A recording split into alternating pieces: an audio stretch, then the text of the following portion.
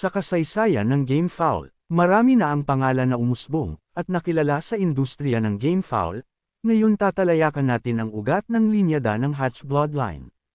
Pero bago yan, kung gusto mo ng mga ganitong klaseng video, tungkol sa pagmamanok, tips at iba pang usapin tungkol sa game fowl, inaanyayahan kita na mag-subscribe sa aming channel, para sa mas marami pang tips at kaalaman about breeding, sa mahabang karanasan at siyensya, at hindi po layunin ng channel na ito ang ipagmayabang ang kaalaman bagkus ay para mas mag-abayan ang mga baguhan, at yung nais pumasok sa game fowl industry.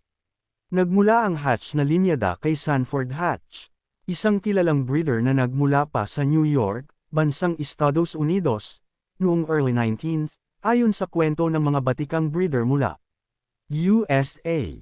Si Sanford Hatch ay bumuo ng sarili niyang linya na pang-kompetisyon. Sa pamamagitan ng pinagsama-sama ang matitibay na dugo at matatapang na manok, katulad ng Carney White Hackle, Carney Brown Red, Herman Duryea, Boston Roundhead, at mga Thompson Line. Sa mahabang pag-eksperimento ng kombinasyon ni Hatch sa breeding, hindi siya pananghinaan ng loob bagkus lalo pa niya itong pinagpino hanggang mabuo niya ang pinakagusto niyang kombinasyon na linya, at dito na nakilala at nagsimula ang Hatch bloodline. Mga original na katangian ng Hatch. Power, heavy hitting, bawat bitaw ng palo ay may diin, na parang may dala-dalang maso, malalakas pumalo.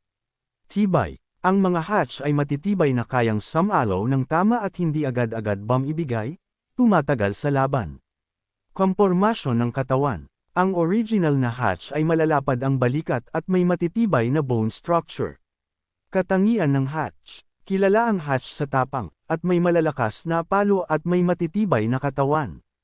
Tunay na hindi matatawaran ang ambag ng mga Hatch bloodline, karaniwan ang mga ito ang isa sa foundation blood ng mga breeder, pero hindi ibig sabihin na may Hatch ka ay siguradong magtatagumpay ka na sa labanan. Ang pinap-onto namin dito ay pag-aralan ang tamang infusion o blending ng Hatch sa breeding, kilalanin mo ang hawak mong linya. Experience sa sarili mong linya, hindi experience at kwento ng iba. Narito at ibabahagi namin sa inyo ang mga sikat na breeder ng Hatch. Mula kay Sanford Hatch, patungo sa mga nag-propagate at nag-develop ng Hatch bloodline.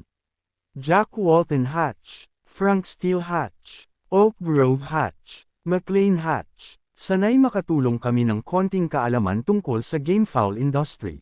Maraming salamat at sanay magtagumpay ka.